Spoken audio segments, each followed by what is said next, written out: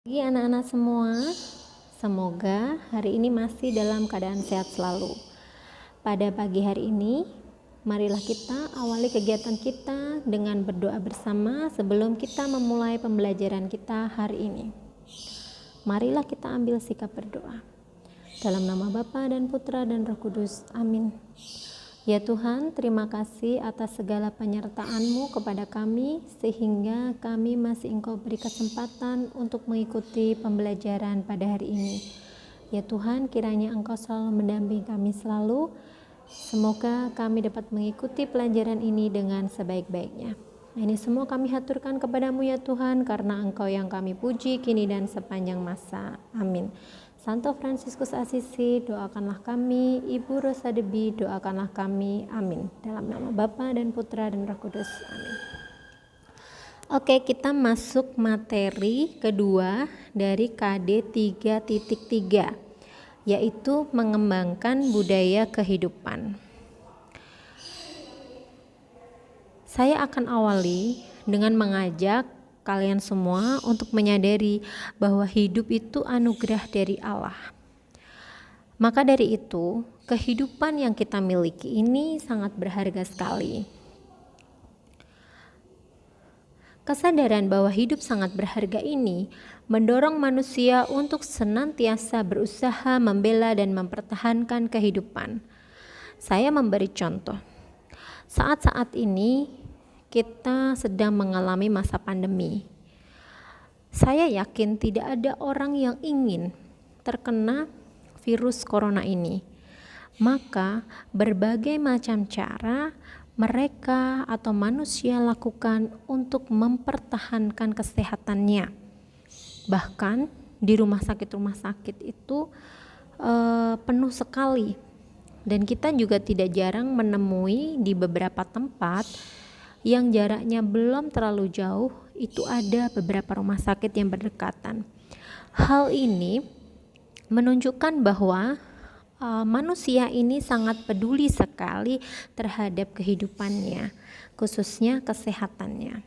Maka di sini kita akan melihat pengertian budaya kehidupan karena ada kaitannya dengan kesehatan tadi.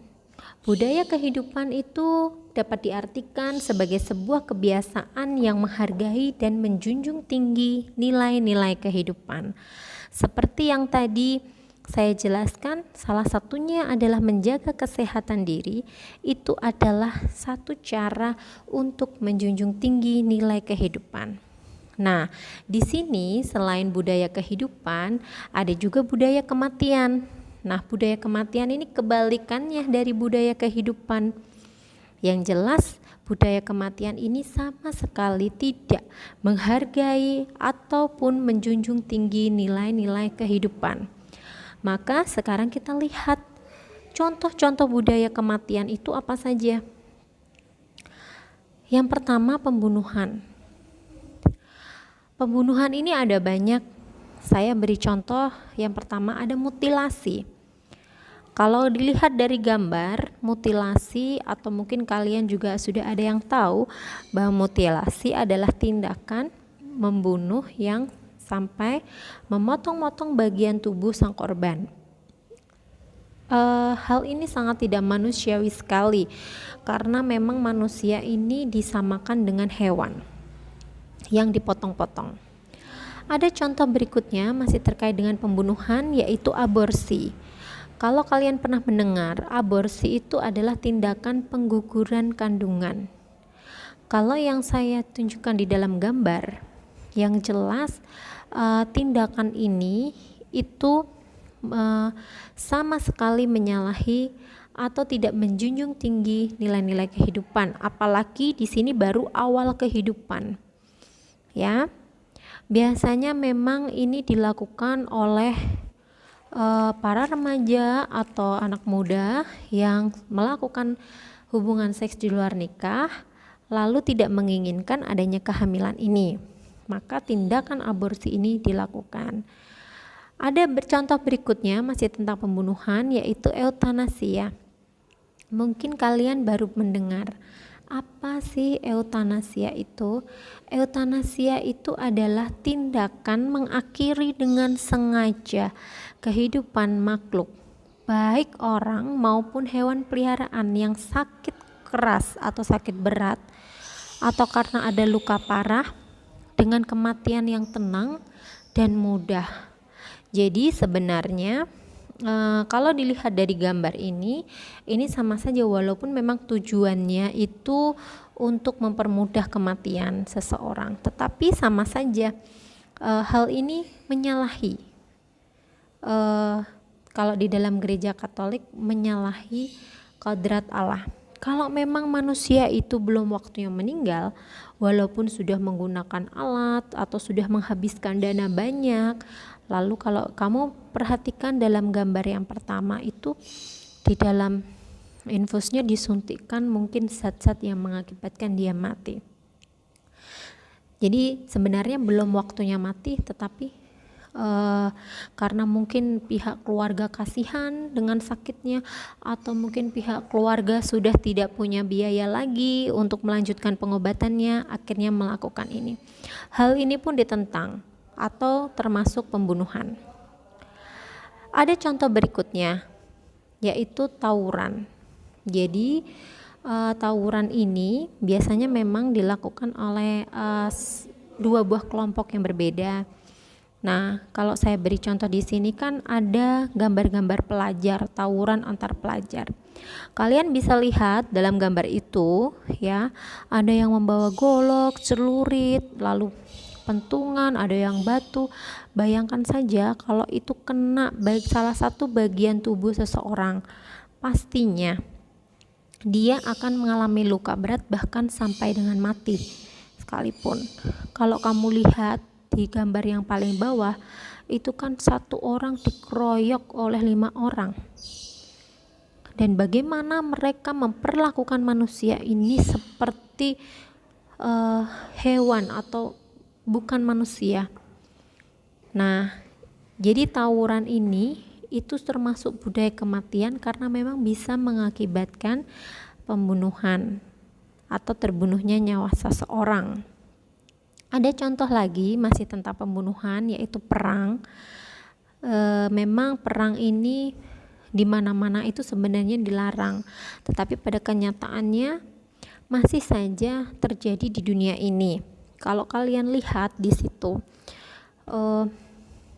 ada manusia yang sudah tergeletak mati. Apakah mereka yang menembak atau membunuhnya itu peduli dengan nyawanya? Yang penting musuhnya sudah tiada. Dan bahkan mereka yang mati dalam perang ini pun juga tidak tahu nanti bakalan dikubur atau tidak. Ini hal yang sangat tidak manusiawi sekali. Berikutnya ada contoh budaya kematian selain pembunuhan, yaitu bunuh diri. Kalau tadi kan dibunuh oleh orang lain, nah sekarang ini membunuh diri sendiri. Nah, kalau di sini saya beri contoh dalam gambar, ada bunuh diri, ada minum minuman obat sampai overdosis, lalu melukai diri. Nah, jadi orang-orang yang melakukan hal ini itu pasti orang-orang yang kurang beriman. Dia menganggap bahwa hidupnya itu adalah milik sendiri, padahal hidup ini adalah milik Allah. Kita ini hanya dititipi dan kita ini punya tanggung jawab untuk merawat diri kita, dan pertanggungjawaban ini kepada sang pemilik hidup, yaitu Tuhan sendiri. Lalu yang ketiga, kalau yang pertama dan kedua tadi kan contoh budaya kematian dalam jangka pendek. Maksudnya jangka pendek di sini dia manusia ini melakukan budaya kematian ini langsung dia mati, bisa langsung mati. Tetapi ada juga yang jangka panjang. Jangka panjang ini di mana tindakan-tindakannya yang merusak atau mengancam nyawa seseorang atau hidup seseorang. Salah satunya contohnya adalah dengan merokok. Merokok di sini itu tidak hanya membahayakan diri sendiri. Kalau kalian lihat di gambar yang ilustrasi yang pertama, itu ada seorang laki-laki yang merokok, lalu orang di sekitarnya pun juga ikut-ikutan kena imbasnya. Ya, perokok pasif. Hal ini berarti bahwa sebenarnya merokok ini juga bisa mengancam hidup seseorang dan juga orang yang ada di sekitarnya. Nah, memang pada kenyataannya tidak akan langsung mati kalau kamu merokok, tetapi lama-kelamaan bagian tubuh kamu, khususnya paru-paru, akan rusak dan pastinya ada dampaknya dari merokok ini. Ada contoh budaya kematian berikutnya yang jangka panjang, yaitu konsumsi minuman keras. Kalau kalian perhatikan dalam gambar pun sama, seperti rokok, minuman keras ini lebih banyak merusak tubuh daripada menyehatkan tubuh. Mungkin sedang frustasi atau mungkin sebagai pelarian akhirnya lari ke minum-minuman keras. Padahal hal itu tidak menyelesaikan masalah hidup kamu. Ada juga yang konsumsi narkoba. Ya, selain merokok, lalu mengkonsumsi minuman keras, ada yang mengkonsumsi narkoba. Saya yakin pastinya kalian sudah tahu dampak negatif dari mengkonsumsi narkoba, yang memang pada kenyataannya ujung-ujungnya adalah maut. Kalau kalian lihat di situ ada yang sampai overdosis meninggalnya, ya, karena kebanyakan obat ataupun narkotika yang lain. Ada juga ini bagi yang anak laki-laki yang saat ini sedang senang-senangnya naik motor. Saya hanya mengingatkan bahwa balapan liar itu juga bisa mengancam hidup seseorang. Bisa hidup kamu sendiri maupun orang lain yang ada atau pengguna jalan yang lain. Kalau di situ saya kasih gambar ya, lu udah gue list. Ya, bisa aja itu malaikat pencabut nyawa itu udah ngelis nama kamu. Nah, di situ ada yang tidak memakai helm dan akhirnya sampai kecelakaan. Dan pastinya kecelakaan ini itu ada yang sampai bisa langsung mati, ada yang memang mungkin sampai tulangnya patah, dan masih banyak lagi. Akibat-akibatnya kalian pastinya bisa melihat sendiri, karena ini memang salah satu budaya kematian. Jadi hati-hati ya yang sudah sering bawa motor sendiri. Nah, itu tadi adalah beberapa contoh budaya kematian.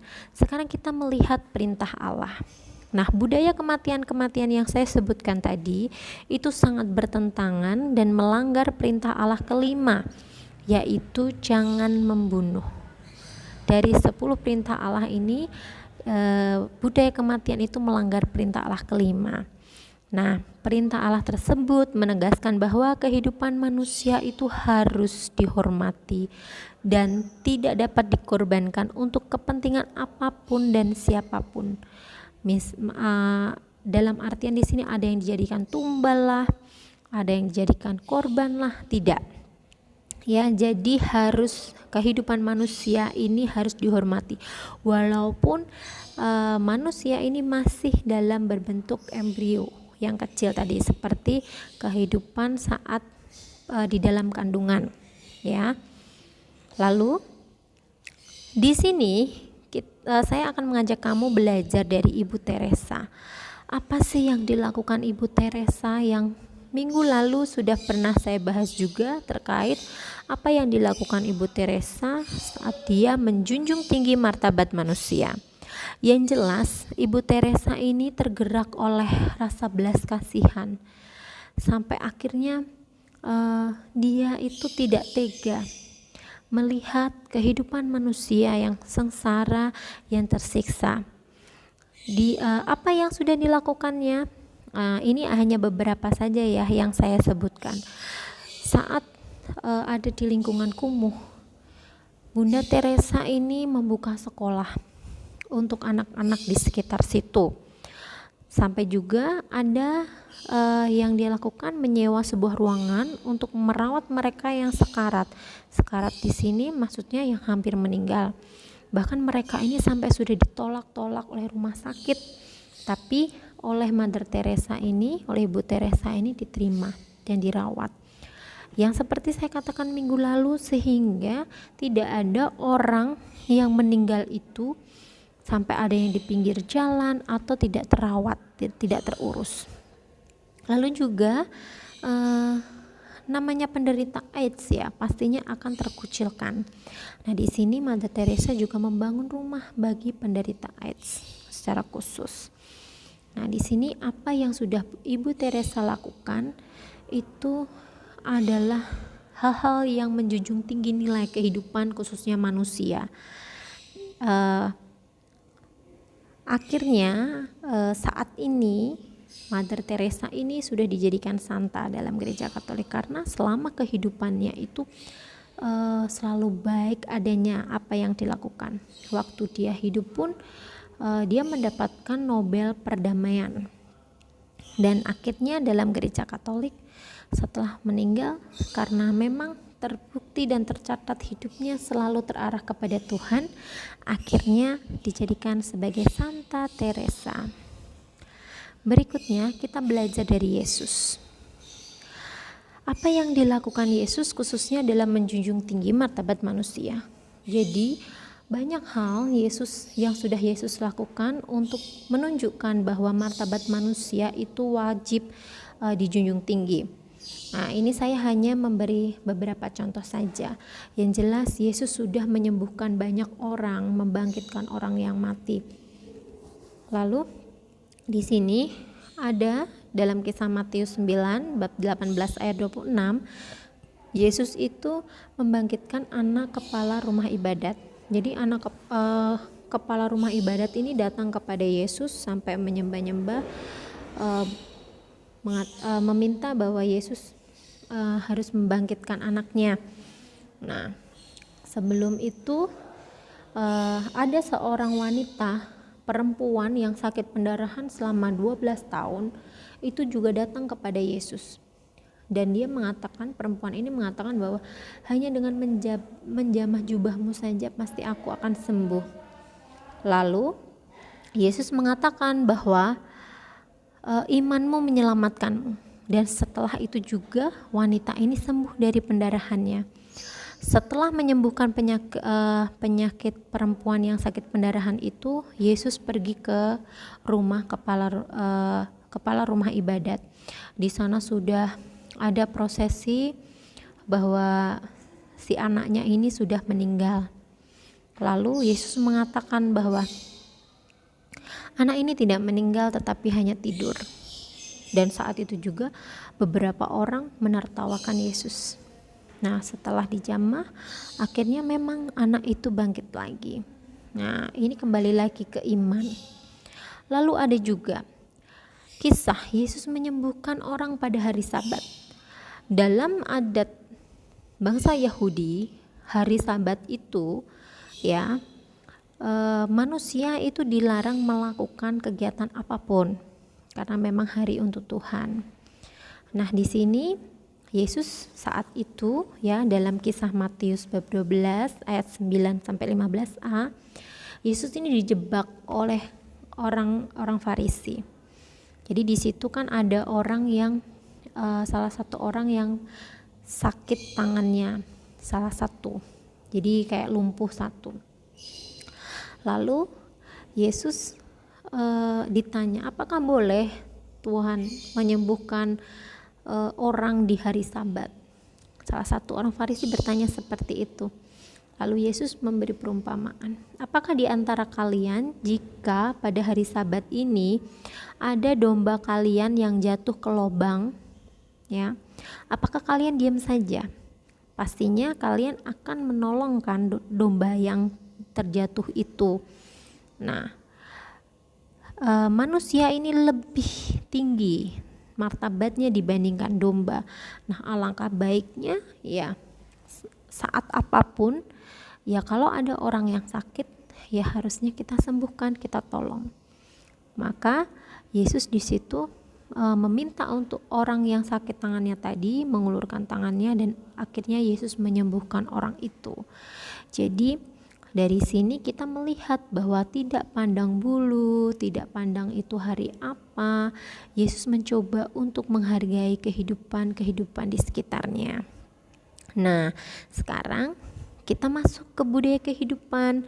Upaya apa yang bisa kita kembangkan dalam menjalani budaya kehidupan ini? Yang pertama itu gerakan hidup sehat. Kita mulai dari diri sendiri. Dengan cara apa? Rajin berolahraga, tidak merokok, lalu minum air putih yang banyak, makan makanan sehat yang mengandung 4 sehat 5 sempurna.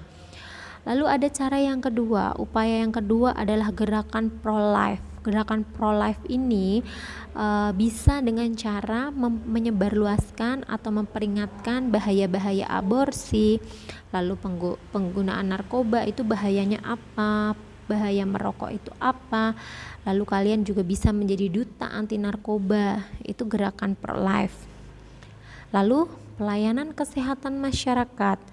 Saat ini banyak sekali program-program pemerintah yang mengadakan pengobatan gratis atau penggunaan kartu bagi yang keluarga miskin. Ya. Jadi pelayanan kesehatan ini di mana-mana itu sangat diperlukan ternyata. Lalu hidup berkeseimbangan. Jadi hidup itu tidak hanya dipenuhi dengan bekerja atau belajar atau aktivitas yang menguras banyak tenaga dan pikiran, tetapi ternyata juga butuh istirahat dan hiburan. Jadi sekali-kali memang harus kita menghibur diri kita sendiri, tapi jangan kebalikannya ya. Kamu hiburan kamu ngegame terus tiap hari. Tidak, itu kebalik. Jadi harus seimbang. Dan yang terakhir, bantuan dan pertolongan bagi yang terancam hidupnya. Kita bisa meneladan dari Mother Teresa yang tadi yang saya berikan contoh. Jadi kalau memang misalnya ada orang-orang yang sudah sekarat di depan mata kita, kita wajib untuk segera menolongnya. Oke. Demikian materi kita hari ini. Semoga materi kita ini dapat kita terapkan dalam kehidupan sehari-hari, khususnya dalam menjunjung tinggi selain martabat luhur yang kemarin juga nilai-nilai kehidupan. Baiklah, kita akan mengakhiri kegiatan kita dengan berdoa bersama. Dalam nama Bapa dan Putra dan Roh Kudus, amin. Terima kasih ya Tuhan atas segala penyertaan-Mu dalam pembelajaran kami hari ini. Semoga kami semua dapat mengembangkan budaya kehidupan dalam kehidupan kami sehari-hari, khususnya terlebih bagi diri kami sendiri untuk menjaga kesehatan kami, khususnya di masa pandemi ini.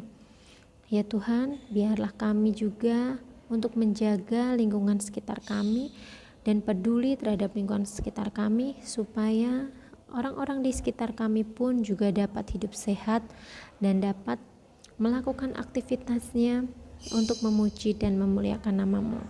Sebentar lagi kami akan melanjutkan kegiatan kami, kiranya Engkau mendampingi kami selalu. Ini semua kami haturkan kepadamu Tuhan, karena Engkau yang kami puji kini dan sepanjang masa. Amin. Santo Fransiskus Assisi, doakanlah kami.